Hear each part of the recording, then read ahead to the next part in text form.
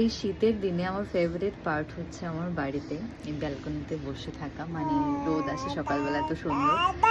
আর আমার হচ্ছে না, যখন আমাদের এই বাড়িটা হয়, মানে আমার 18 বছর পর আর কি, 19 বছর মিলে তখন আমার এই এই বাড়িটা হয়।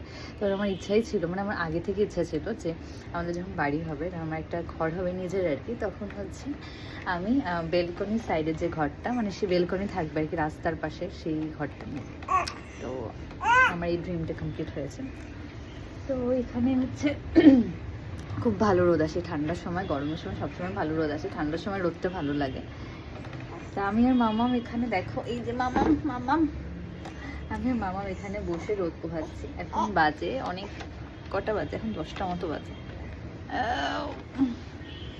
উঠে বললো মামাম, মামাম চেয়ার থেকে উঠে বললো, মামাম দেখো তো সকলকে হাই করবা।